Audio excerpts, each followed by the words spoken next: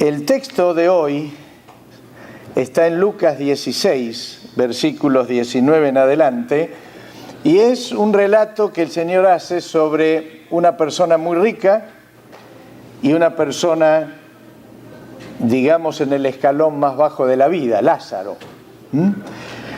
De la persona rica no sabemos el nombre, del otro sí, un tal Lázaro según la Escritura. Y vamos a leer primero los primeros versículos del versículo 19 al 21 de Lucas capítulo 16.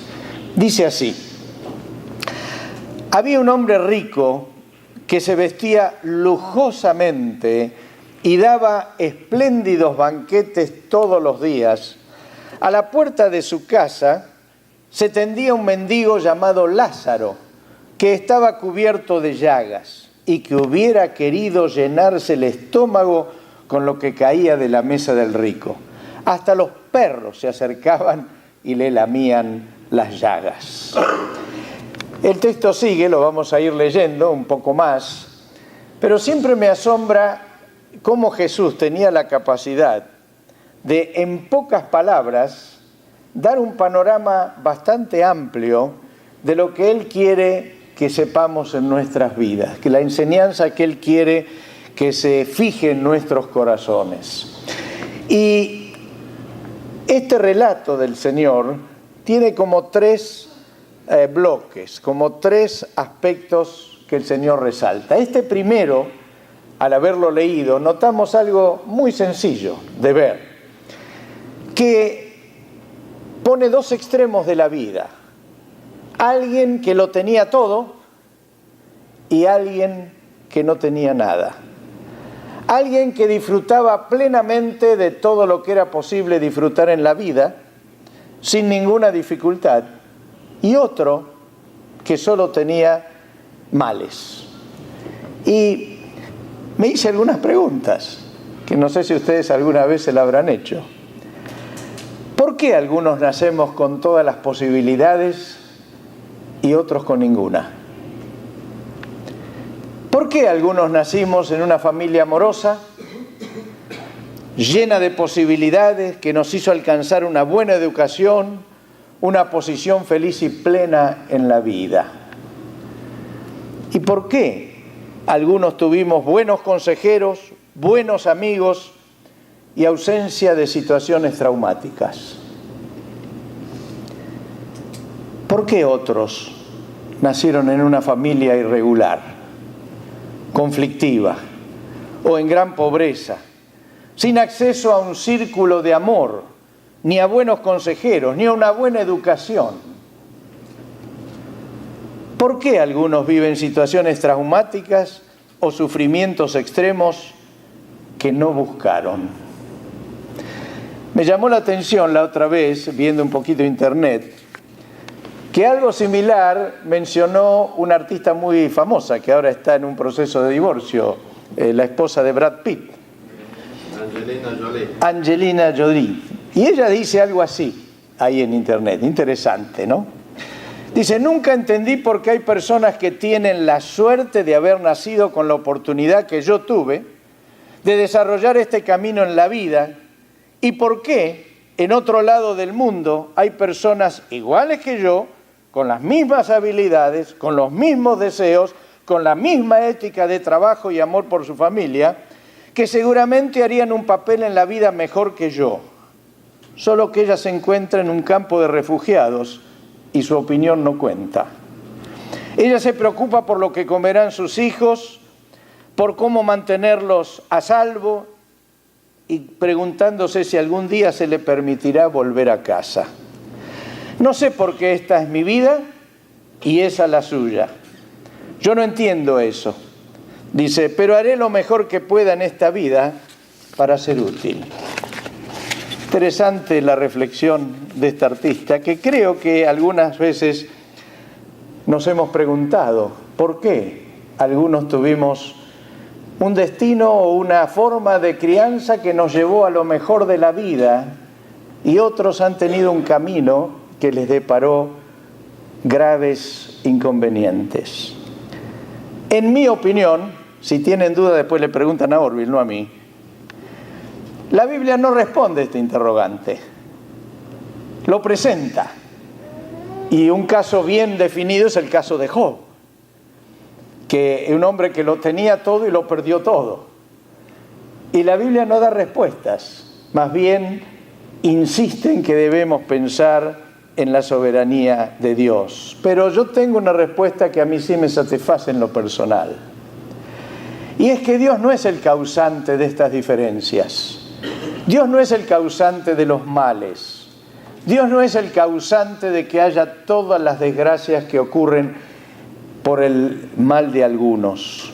Creo que la maldad del ser humano, la irresponsabilidad, el egoísmo, el deseo de ignorar a los demás en bien propio, es lo que trae una sociedad donde se dan estas diferencias.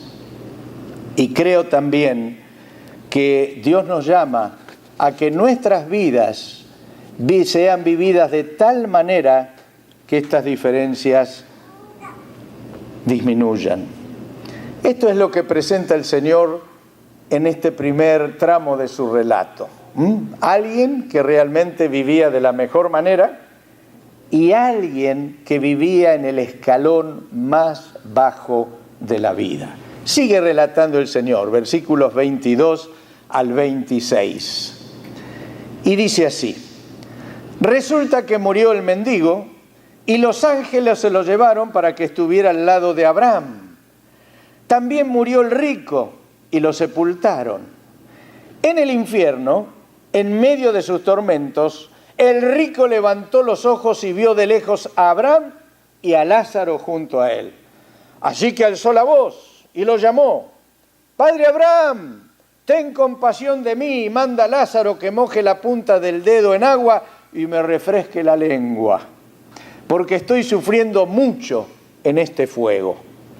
Pero Abraham le contestó: Hijo, recuerda que durante tu vida te fue muy bien, mientras que a Lázaro le fue muy mal. Pero ahora a él le toca recibir consuelo aquí y a ti sufrir terriblemente. Además de eso, hay un gran abismo entre nosotros y ustedes, de modo que los que quieren pasar de aquí para allá no pueden, ni tampoco pueden los de allá para acá. Interesante lo que el Señor plantea. Plantea que al final de la vida, de estos dos extremos de la vida, les tocó un lugar muy diferente. En uno, un lugar en la presencia de Dios, y el otro en un lugar de tormentos. Y saben, una de las conclusiones que yo veo en este relato de Jesús es que solo hay dos lugares donde podemos ir cuando termina nuestra vida. No hay varias opciones, ni tampoco están a nuestra elección, sino que de acuerdo a lo que hayamos vivido de este lado, es donde vamos a ir definitivamente en nuestra vida. Y saben, esas dos diferencias son muy claritas. Una es vivir eternamente junto a la gracia de Dios, junto al Señor, en su presencia. La otra es vivir en un tormento permanente sin fin. Es difícil y duro pensar en esto, pero es bueno que lo pensemos cuando todavía hay tiempo de vivir de tal manera que terminemos yendo a la presencia del Señor. No hay bien mayor que pasar la eternidad con Cristo. Si buscáramos el mejor de los bienes, lo que más deberíamos desear en toda nuestra existencia, nunca vamos a encontrar nada mejor que vivir la eternidad con el Señor Jesús. Amén. Yo creo que es inenarrable, es inimaginable. Nunca podremos imaginar el bien, la maravilla, lo superlativo que va a ser vivir plenamente con el Señor, cara a cara con Dios, poseyendo cuerpos celestiales, sin posibilidad de enfermedad, sin opción de hacer el mal, sin que pueda ocurrir nada inesperado que pueda arruinar la vida, sino sencillamente una vida plena en todo lo que corresponde: salud mental, física, anímica, espiritual, emocional, en la presencia del Señor, y para siempre disfrutar verdaderamente junto al Señor en comunión amorosa, sincera, con millones de hermanos y millones de seres celestiales, ángeles, querubines. No sé si hay forma de describir. Por eso digo que no hay bien mayor que pensar de ir a la presencia del Señor. Ahora, yo creo algo, hermanos. No hay mal que podamos vivir en la tierra que sea comparable al bien que vamos a tener después. El peor de los males, la vida peor vivida, la vida más desgraciada, no tiene comparación con el premio de vivir eternamente en la presencia de Dios. Cualquier mal va a quedar empequeñecido frente a la gracia de vivir permanentemente en la presencia de Cristo. Aleluya. Por eso, cualquier mal que veamos sufrir a otros, si sabemos que va con el Señor, va a ser ampliamente compensado. Ampliamente compensado. Ahora, como contrapartida, no hay mal mayor que pasar la eternidad en un lugar de tormento, y además del tormento, culpándonos por haber elegido ese lugar. Sabe que no es Dios el que nos manda a uno a otro lugar. Somos nosotros los que definimos a cuál vamos a ir. Y creo que pasar en un lugar de tormentos, entendiendo que ha sido nuestra propia culpa, es más doloroso el sentirnos culpables que el tormento en sí mismo. El pensar, ¿por qué? ¿Por qué no elegí vivir con Cristo? El pensar, tuve la oportunidad, pude decirle que sí al Señor, pude abrir mi corazón y no lo hice. Creo que vivir con ese tormento es peor que lo que menciona ahí, que eran llamas, para hacer ver el tormento que era ese lugar. ¿Saben? Lo tremendo de esto, y esto no es para asustarlo, es para que tomemos conciencia por lo que después dice Jesús.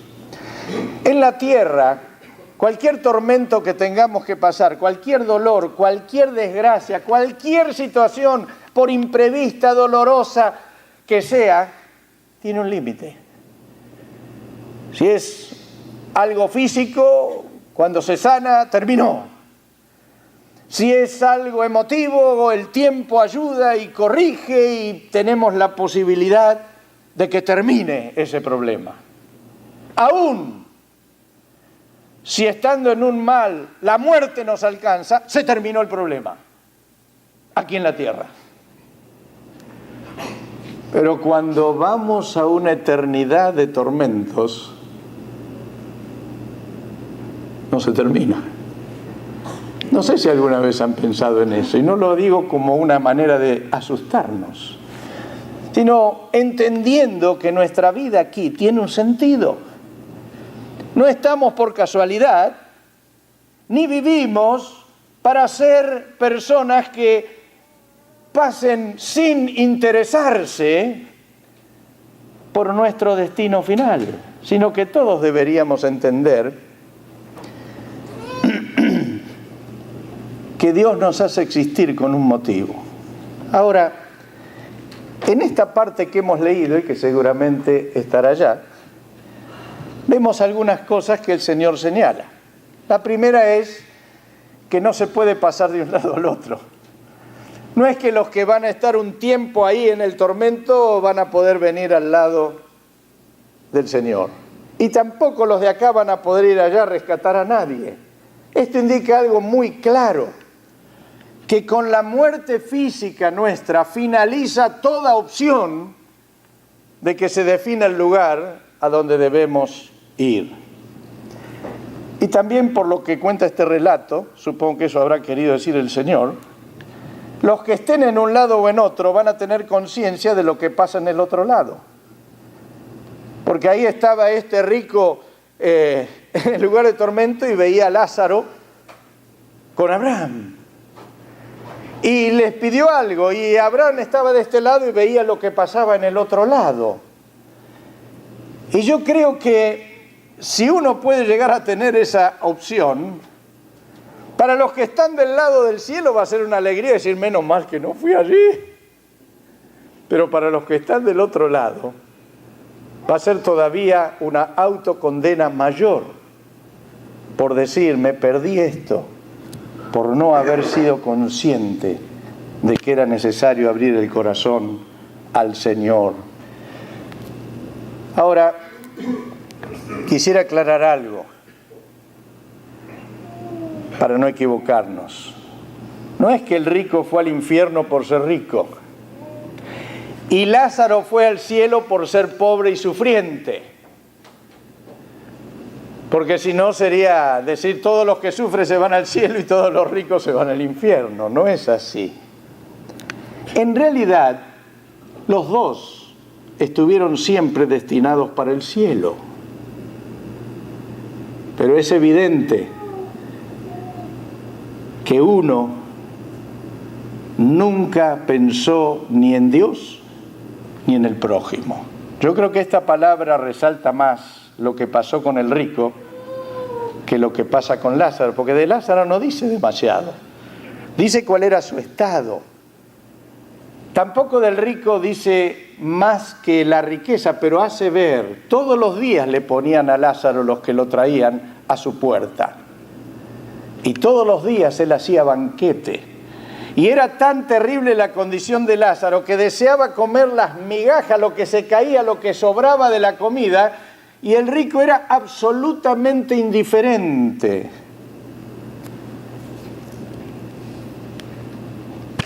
Sigue el relato el Señor, versículos 27 al 31. Dice, ante este pedido de que mande a Lázaro para que le moje con la punta del dedo con un poquito de agua, y Abraham le contesta que no pueden pasar de un lado al otro y que ya uno tenía lo que merecía y el otro también.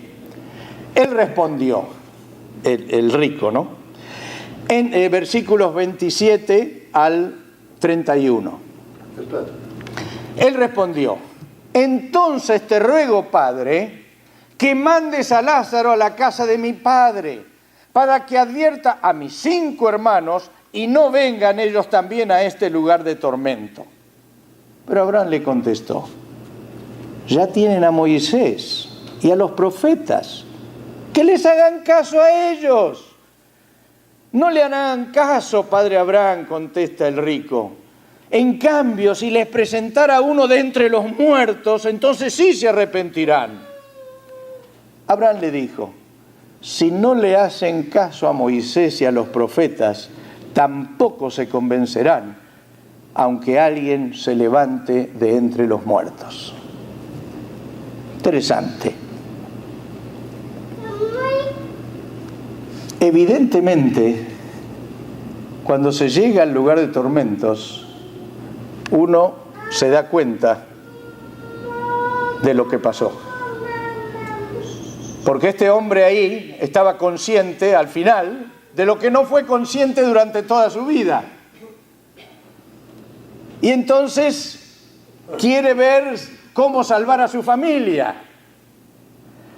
Pero es evidente también que cuando uno ha perdido el sentido común en la vida y ha perdido su razonamiento sano, no lo recupera después de la muerte, cuando está en ese lugar de tormento. ¿Por qué?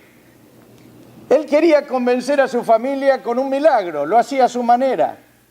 Primero también le dijo, mándalo a este que me moje la lengua. Después dijo, mándalo a que hable a mis hermanos. Seguía considerando a este Lázaro como un sirviente de él. Antes lo